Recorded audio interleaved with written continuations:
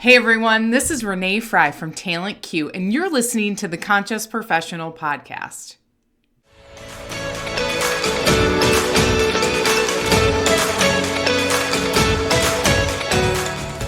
More people than ever want to be happy in their career and personal life, but they're going about it all wrong. I'm here to set the record straight and emphasize the importance of prioritizing your mindset. I'm thrilled you're here. Last week, I dove deep into how to use networking to find a new job in the next 30 days. Whenever I say it's all about who you know, it really is all about who you know. If you're one of the people who just rolled your eyes after I said this, you probably haven't been utilizing your connections to the max or experienced how easy life becomes when you utilize, reach out to, lean on, and maximize your network. You don't ever have to tackle your job search alone. Relationships are the bedrock of life, the cornerstone of our existence. One of my mantras is always be networking and never stop. People can help you in any area of your life, not just when you're looking for a new gig. In my circle, I'm always known as the person who's got a guy or got a gal for nearly anything I need. So if you want to go to the Super Bowl, I got a guy. If you need the best boat repair shop that works on IPS, I got a guy. If I don't have a person, I lean on my network to find one. People love helping one another. It's in our nature. People always love being thought of and reached out to as well. So if you have thoughts that are popping up into your mind when you think about reaching out to someone like, oh, I don't want to be a bother, no one wants to hear from me, take those garbage thoughts and throw the trash out of your mind. That's not what they're thinking on the other end anyhow. On the other end, they're thinking, wow, it is so great to hear from you. I'm so glad you reached out. I'd love to help you. I took a trip out to Seattle last week to visit my niece, and we were in the car waiting to scoop up my sister from the airport. And while we were waiting, she got a phone call from one of the execs at her company. You see, she was interviewing for a promotion the following day. The exec shared with her how excited he was that she was interviewing for the position. He then proceeded to share what questions she should be prepared for tomorrow. He shared exactly what the interview team would be asking. This is how you get the inside information from your network. This is how you can easily be the person they want to promote. How amazing is this? Someone she maintained a relationship with internally, helping give her the tools to stand out and get promoted. This is a real example of how relationships and keeping up with your network, even internally, matters. I was extremely excited for her because now she was armed with the details on what to be prepared for. And she could put some thought into how she would answer those questions and nail that interview. I encourage all of you to go back and listen to last week's episode if you're considering a job change in the future or if you're currently looking for a new job now. People always reach out to me when they're looking for a new job. That's why you may have heard me call myself the job lady. They text me, send me DMs. They even approach me when I'm shopping at the grocery store. I can't make this stuff up. When someone starts to look for a new job, they think, I gotta reach out to Renee. She can help me. That's the truth. I can certainly help because I've been in the job searching game behind the scenes for 2 decades and I'm an expert. So what about if you're in a situation like this? You know you want a new job, but have no idea what your next career move is. This, my friends, is what I'll be discussing today. 4 foolproof tips to figure out your next career move. Before we dive into the 4 tips, first, you have to figure out if you're ready to leave your current company and fly the coop and look for new opportunities outside, or if you should stay grounded, stay with your current employer, and look for roles internally. Well, my friends, I have the simplest, most effective tool to help you in figuring this out. This exercise is going to blow your mind because it's super simple. Are you ready? Here's the exercise I have for you. Are you ready? All right, let's go. I want you to write your resignation letter. Is your mind blown yet? Yeah, you're probably like, whatever, Renee. Totally kidding. Yep, sit your butt down in a quiet space and write your resignation letter. If that was your reaction, I know some of you are thinking, what the hell, Renee? Why would I write my resignation letter? Just trust me for a minute. I don't care if you type the letter on your computer or write it down on a piece of paper. Dealer's choice. Just do the task I'm asking you to do and write your resignation letter. Here's what's going to come up when you do this exercise. Thoughts and emotions are going to arise. It's either going to be, hell yeah, I'm so ready to leave my job and this company, get me the hell out of here. Or, geez, I'm not ready to leave. I still feel invested, connected here. My work here isn't done yet. If you're in the second camp and don't want to leave, that's great because staying at a company is way easier than leaving. All you need to do is change your mindset. Change your thoughts about your current gig to fall back in love with your job and the company or whatever was bugging you. Now, let's unpack this. In a job, there are 4 pillars that are the drivers of the level of happiness and fulfillment you feel in your job. Those 4 things are the job, the role itself, the company, the culture, the structure, your boss, how they treat you, and your coworkers. Are they supportive and collaborative? And if I can have the liberty to throw in one more to make it 5, it would be your mindset. These are the 5 pillars of career happiness: your job, the company, your boss, your coworkers, and your mindset. There are so many different combinations of this. You could love your boss and your company, but hate your job and your coworkers. You could hate your boss, but love your job. Love the company and the coworkers. You could hate your boss and hate your job and hate the company, but love your coworkers. You could love your job and love your boss and hate your coworkers. I know I'm being a bit extreme using the word hate, so just take it for a grain of salt, but you're getting the point. So if you write your resignation letter and you discover you're truly not ready to quit yet, you've decided you're going to stay, but you're not 100% in love with your current role, what do you need to do? You got to change your mindset. Fall back in love with the things you enjoy about your company, your job, your boss, or your colleagues. Then start to network internally to find a different role. Meet with your HR rep. Ask your boss what you need to do to get promoted in a role on another team. Is there a lateral move you can make to get into another position? Ask for stretch assignments, additional projects so you can interact with other teams and learn about their departments and their teams. You can ask to mentor others, ask to lead meetings. Get in the driver's seat of your career and ask for what you want and reignite your enthusiasm for your job and company. For your mindset, you'll need to stay positive and focused on the future. If you're wondering how to do this, I recommend being grateful for what you have and focusing on the excitement of what's to come.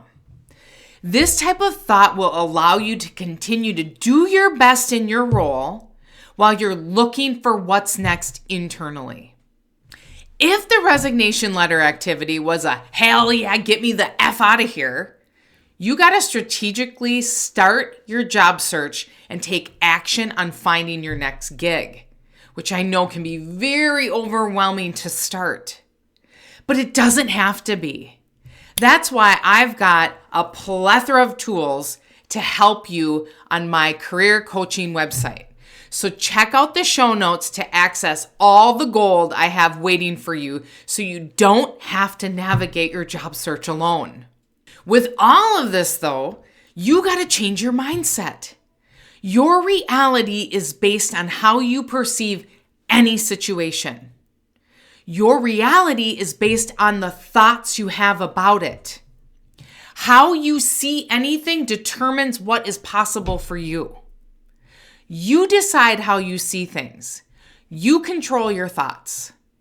Imagine you're stuck in traffic. You can either think, "Ugh, this is the worst, what a waste of time," and feel frustrated, or you can think, "This is a great chance to listen to a podcast or a book on Audible and learn something." Just because a thought pops into your head doesn't mean that it's the truth. If you're not in control of your thoughts, I suggest you get there. You create your reality with your thoughts. Your thoughts are illusions. You are in control. You are the thinker of your thoughts. Your mind can tailspin and share a whole lot of bullshit thoughts to you. This is where you need to master them. Do you know if a thought pops into your head, you don't have to engage with it? Now, it's easier said than done, but you can master this with practice. If a thought pops up that you don't like, just simply let it pass. Don't engage with it. I've learned how to do this over the years with my mindset detox approach and with meditation. And I know you might think meditation is all woo-hoo, and trust me, I did too back in the day, and I took a chance on meditation and started doing it consistently. Meditation completely changed my life. I no longer have 3,000 racing thoughts in my head at the same time, no longer have swirling negative thoughts about myself.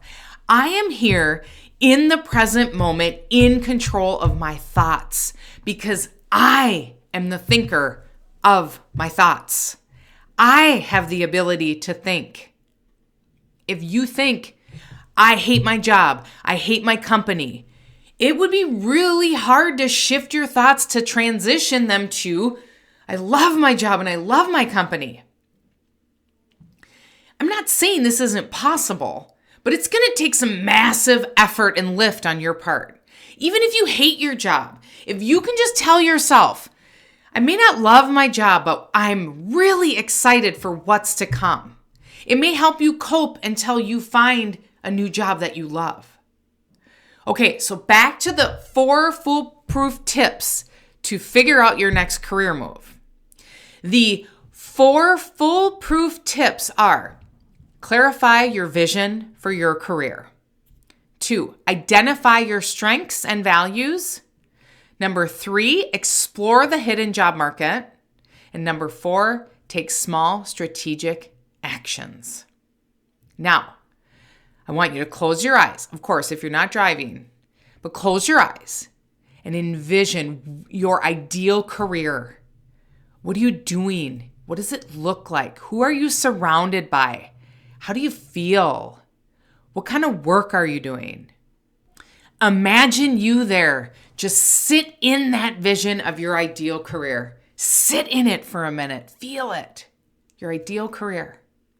Now open your eyes. When is the last time you did that with your career? Visualize your ideal situation. Probably not enough.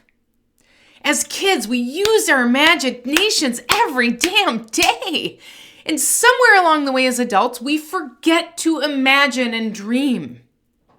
I'll walk you through all the tools you need to move forward towards getting your ideal career. I want all of you to get in the driver's seat of your career.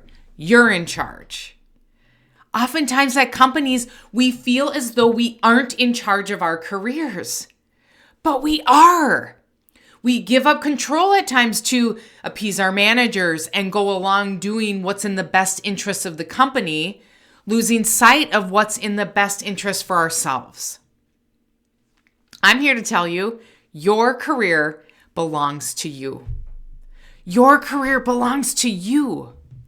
You may need courage to maintain this stance, but your career belongs to you.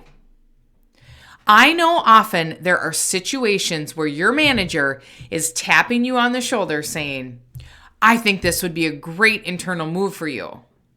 This happened to me when I worked at Target Corp. It happened the first 3 years of my career. I was being told what team to move to, and I followed along until I was passed up for a promotion. Then I put my foot down and communicated what I wanted next in my career. The second foolproof tip is know your strengths and values. This is where you do a self-assessment that involves assessing your strengths, your personality traits, your skills, your interests, and your work values. It is important to understand your strengths and what motivates you in order to align your career choices with these personal attributes. Identify the skills and knowledge required for what you want next. You got to assess any gaps in your current skill set and then create a plan to get these skills. And you can get them through training, education, or practical experience. Based on the results of your self-assessment, your skills and your values, next is tip number 3. Explore the hidden job market. Did you know 70% of jobs are not posted online? I know you're like, that's crazy, Renee. That's shocking. I know, but it's true. This is the reality of today's job market. I'm sure all of you know someone this has happened to. They've gotten a job without applying online. It happened to me with 3 jobs that I got in my past. I even networked my way to my role at Target Corporation. So why aren't these jobs posted? There are several reasons. Someone might still be working in the role. The company might be planning to let someone go soon, or the position might be confidential. If someone's retiring, it could be months before they leave the company. The role might not be urgent to fill, or the company might not have the budget allocated to post jobs on platforms like LinkedIn and Monster.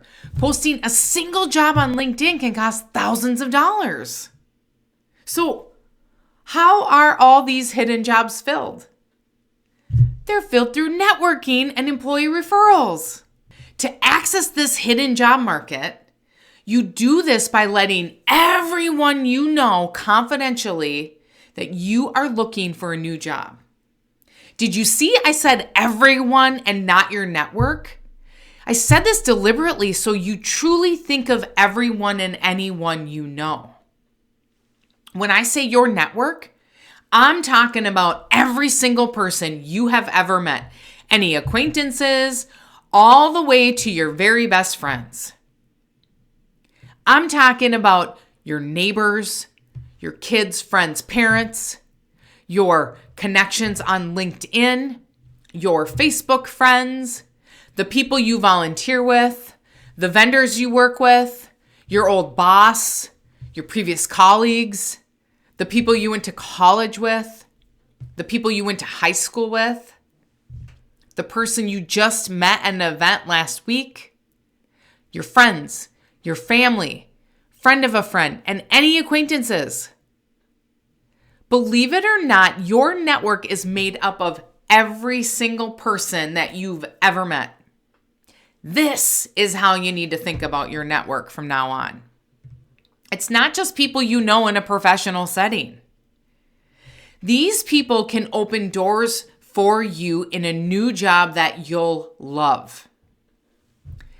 Tip number 4 is to take small strategic actions. Break down your goals into actionable steps. Create a timeline and set specific milestones to guide your progress. Consider networking, getting advice, additional training to help you reach your career objectives. Start taking action on your vision. Actively pursue job opportunities that align with your goals. Remember, careers are not always linear and circumstances may change, so be open to adapting your plans as needed and embrace opportunities for growth and be willing to explore new paths or make adjustments based on changing circumstances or personal preferences, which may change. Just keep taking action, even if it's a teeny tiny action step. When you do this, one day you'll reach your destination and it will have felt so fast. I believe in all of you, and I believe you deserve what you saw in your vision when we first started this episode. All right, my friends, you now have the 4 foolproof tips to figure out your next career move. I hope this episode has lit a fire under you to take action. Remember, you are in the driver's seat of your career, no one else. It is up to you to get clear on what you want. Leverage your strengths, tap into the hidden job market, and take those small but strategic steps forward. Stop waiting for the perfect moment to create it. Your dream career isn't going to magically appear. It's built by the actions you take today. So go back, do the resignation letter exercise, visualize your ideal career, and most importantly, start reaching out to your network. You never know who holds the key to your next big opportunity. If you need more guidance, check out the show notes for all the career tools and resources waiting for you. You've got this. So the key tips in this episode are the 4 foolproof tips to figure out your next career move are: clarify your vision for your career, identify your strengths and values, explore the hidden job market, and take small strategic actions. Thank you so much for listening, everyone. Share this episode with someone you love and go make one change to be better than you were yesterday. Live your life with intention. I believe in you. I'm on a mission to help as many people as possible. So if you would, please hit the follow button so we can grow our community of conscious professionals. Whether you're listening on Spotify or Apple Podcasts, the button is at the top of the page. See you next week, everyone. Cheers.